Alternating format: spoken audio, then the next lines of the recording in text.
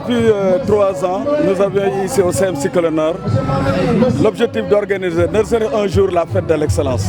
Et cette année, Dieu merci, nous avons organisé et nous sommes en train d'organiser la fête de l'excellence au niveau de notre somme. Et cette fête de l'excellence pour nous, c'est un moment de communier, de magnifier le travail fait par nos élèves durant toute l'année scolaire.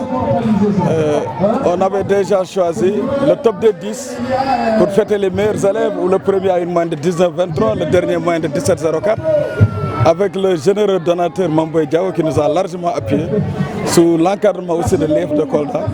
Et cette fête de l'excellence aujourd'hui, c'est une fête que nous devons instaurer pour que ça soit dans le calendrier républicain de notre collège. Chaque lauréat a un sac rempli avec une tablette, plus un paquet de 100 pages, un paquet de 200 pages, du matériel géométrique, un livre d'anglais et un livre de mathématiques pour la classe supérieure.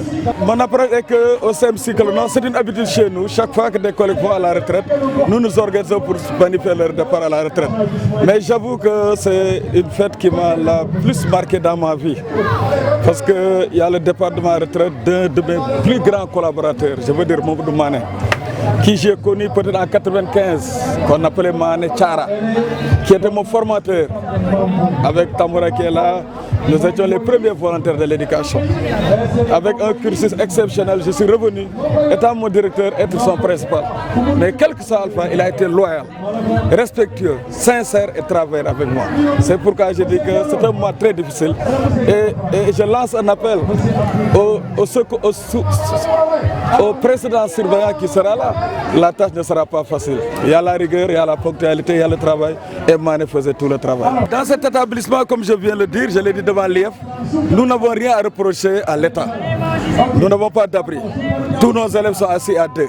On a des classes qui sont dans de très bonnes conditions. Et on a assez de professeurs. Ce qui veut dire que les professeurs sont dans toutes les conditions. Et les cellules pédagogiques se passent normalement. Les professeurs, comme vous le dites, ils l'ont dit tout de suite, ici c'est notre deuxième maison. Même si nous n'avons pas cours, nous sommes à l'école. Ça veut dire qu'il y a une complicité extraordinaire qui règne ici et que cela qui fait peut-être, il y a ces résultats. Et depuis que je suis venu, je dis que j'ai trouvé un taux de 21,21%. Je le dis partout. En 2014, depuis la première année, on était à 61. Maintenant, on est dans les taux de 90, 99. Et ça montre que peut-être il y a une très bonne ambiance, les activités pédagogiques se font normalement et que nous avons aussi l'encadrement de l'autorité supérieure. Parce que depuis 3 ans, il y a les phares, il y a les évaluations harmonisées, il y a les exercices tirés, il y a les cours à distance par électronique. Donc le supérieur aussi est en train de nous accompagner. C'est ce qui fait peut-être les résultats, c'est ce qui fait peut-être aussi tout ce que nous avons fait aujourd'hui. Il n'y a pas un encadrement aussi rapproché, aussi exceptionnel. Ça veut dire aujourd'hui, si vous faites la situation dans tous les CM du Sénégal, les filles maintenant sont les meilleures. Maintenant, il y avait une politique instaurée par l'État. Ça veut dire le maintien et l'accompagnement des filles. Les filles ont bénéficié de certains avantages. Les projets travaillent pour les filles, les Miss mathématiques, les Miss sciences, les Miss anglais, etc. Mais maintenant, souvent, il n'y a pas cette structure dans les clubs. Parmi tous les clubs, les filles sont les plus présentes. Même aujourd'hui, si vous regardez le gouvernement scolaire, ce sont les filles qui sont présentes. Aujourd'hui, elles sont plus engagées, elles sont bien encadrées et ça marche. L'opinion d'ailleurs sera l'opinion de la région parce que je suis en même temps le président du collectif des chefs d'établissement. Hier, on était en CDD. J'ai eu le courage et l'honnêteté de dire devant le préfet, on ne peut pas faire du BFM rénové jusqu'à 1 mois du BFM et nous demander on va faire le BFM classique. Ce qui veut dire qu'on n'en a pas le temps de corriger, mais on va avec, parce que c'est l'autorité qui a décidé.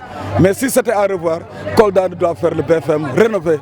Parce que toutes nos pères, même les évaluations du deuxième semestre du BFM sont des évaluations de BFM rénovées. Ce qui veut dire que largement les dégâts, largement aussi que les professeurs s'y mettent, mais largement aussi que l'autorité nous accompagne. Mais ça ne sera pas du tout facile. Mais comme nous sommes des agents de l'État, des commis de l'État, nous allons travailler pour la réussite de cet arrêté ministériel.